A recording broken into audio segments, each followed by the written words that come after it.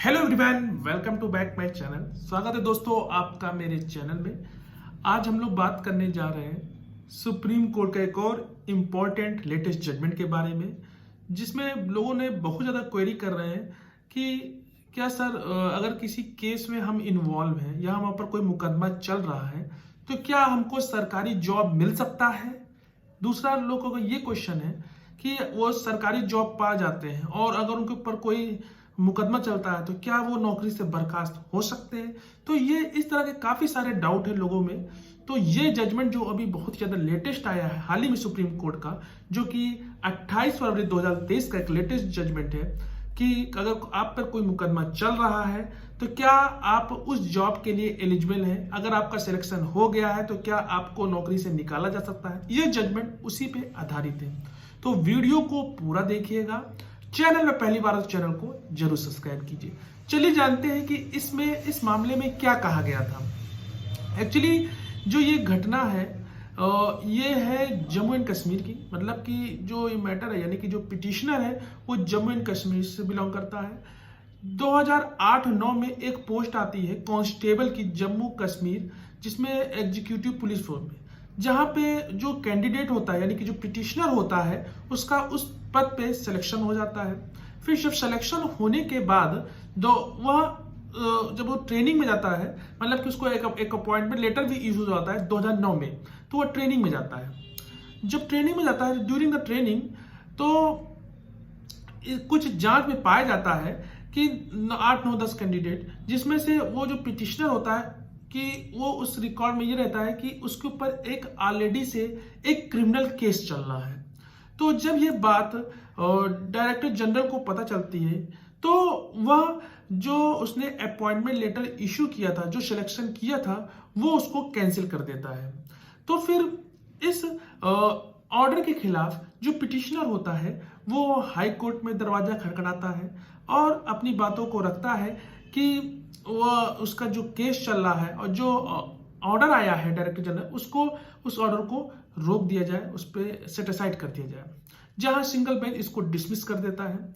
और ऑलरेडी उसका एक मुकदमा, जब उसको नॉलेज में पता चलता है कि ये जो मैटर है, जो एफआईआर उसके ऊपर हुई है, वो रणबीर पैनल कोड सेक्शन 379 के अंतर्गत और जो दूसरी धारा जो है सेक्शन सी फॉरेस्ट एक्ट के थ्रू हुई है, जो कि क्रिमिनल केस है जो उसके ऊपर चल रहा है। जहां चीफ जुडिशियल मजिस्ट्रेट यानी कि सीजेएम की कोर्ट में यह मैटर चल रहा होता है और 2016 में उसको इस केस में विजयी प्राप्त होता है, क्योंकि प्रोसिक्यूशन फेल हो जाता है कि जो पिटिशनर है उसने ये क्राइम किया है। तो पिटिशनर को वहां से बहुत अच्छी सफलता मिलती है और वह उन केसों से जो उसके ऊपर चल रहे होते हैं उसमें वो एक्विटल हो जाता है।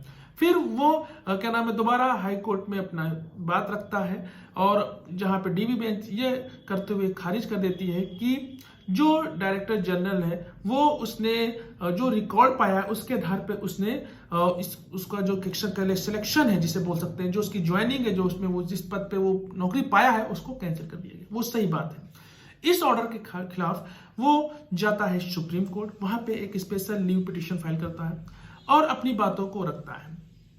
जहां पे जो पिटिशनर की तरफ से जो विद्वान अधिवक्ता होते हैं वो कोर्ट के समझ, न्यायालय के समझ ये बात रखते हैं कि जब पिटिशनर ऑलरेडी निचली अदालत में यानी कि सीजेएम की अदालत से ऑलरेडी उस अपराध के लिए जो उस पर लगाए गए थे, जहां प्रोसिक्यूशन फेल हो गया है, अब वह उससे एक ऑनरेबल एक्विटल यानी कि सम्मानजनक बरी हो गया है, तो उसको जो उसका जो सिलेक्शन है, जो उसको नौकरी मिली है, उसको जो हाई कोर्ट द्वारा उसको जो रोक लगा दी गई है, उसको उस ऑर्डर को सेट असाइड कर दिया जाए, क्वेश्चन कर दिया जाए और इसको दोबारा इसको नौकरी पे रख लिया जाए और जो सम्मानजनक बरी हो गया है। तो ये बात वहां पे उसके विद्वान अधिवक्ता ने रखी। साथ ही साथ और भी बात रखी। तो जो रिस्पोंडेंट था वो भी अपनी तरफ से काफी सारे तर्क दिए।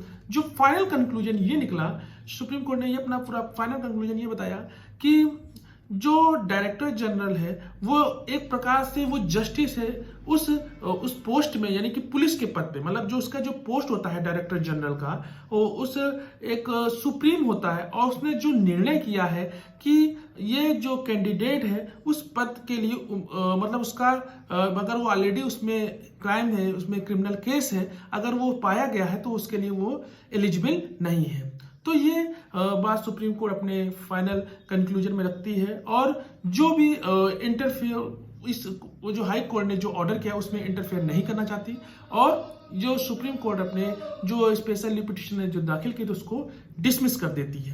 तो इस तरह अगर ये इंपॉर्टेंट जजमेंट जो आपके लिए बहुत ज्यादा इंपॉर्टेंट है, अगर आपके मन में अब ये क्वेश्चन आ रहा है कि सर अगर हमारे ऊपर ऑलरेडी कोई केस चल रहा है, तो अगर मैं सरकारी नौकरी अगर मैं तैयारी कर रहा हूं, अगर वो मुझे मिल जाती है तो क्या मैं उसके लिए एलिजिबल हूं? तो देखिए, जब आपको सरकारी नौकरी मिलती है तो आपको डिक्लेरेशन देना पड़ता है। डिक्लेरेशन देना पड़ता है कि आप पे कोई मुकदमा नहीं चल रहा है, तो आप कोई भी इंफॉर्मेशन आप छुपा नहीं सकते हैं। जैसे कि इसमें जब कैंडिडेट को नौकरी मिली तो उसने डिक्लेरेशन यानी कि उसने दिया होगा कि उसको उसके क्लीन चिट तो मिल गई थी कि वो बरी हो गया है, और एक प्रकार से उसका जो पुलिस वेरिफिकेशन हुआ उसमें भी वो एकदम उसको ग्रीन चिट मिल गई। तो आप अपने डिक्लेरेशन में कंफर्म रहे कि आप पे कोई मुकदमा नहीं चल रहा है, कोई बात कुछ चीज छुपाए ना। और ये जो एक इंपॉर्टेंट जजमेंट था जो सुप्रीम कोर्ट का, जो अभी यही लेटेस्ट जो कि 28 फरवरी 2023 का आया है, बाकी मैंने इसको डिस्क्रिप्शन बॉक्स में मैंने इसकी लिंक दे दी है, आप वहां इसको पढ़िएगा, समझिएगा, और अगर आपके मन में कोई भी डाउट है तो दिए गए कमेंट बॉक्स में जरूर पूछिएगा, और चैनल को जरूर सब्सक्राइब कीजिएगा। और दूसरी चीज, अगर आप हमसे कोई विचार या हमसे सलाह परामर्श लेना चाहते हैं तो मैं दिए गए व्हाट्सएप नंबर पे हमसे जरूर कांटेक्ट करिएगा। साथ ही साथ इस तरह के जो जजमेंट है वो हर एग्जाम के लिए और हर जुडिशरी एग्जाम के लिए, ऑल इंडिया बार एग्जामिनेशन के लॉ रिलेटेड, आपने जो भी एग्जाम की तैयारी करें वो वहां पे ये जजमेंट इंपॉर्टेंट है। और साथ ही साथ फिर मैं इस वीडियो को यही सब समाप्त करना चाहता हूं, और तब तक के लिए मिलते हैं नेक्स्ट वीडियो में। तब तक के लिए धन्यवाद।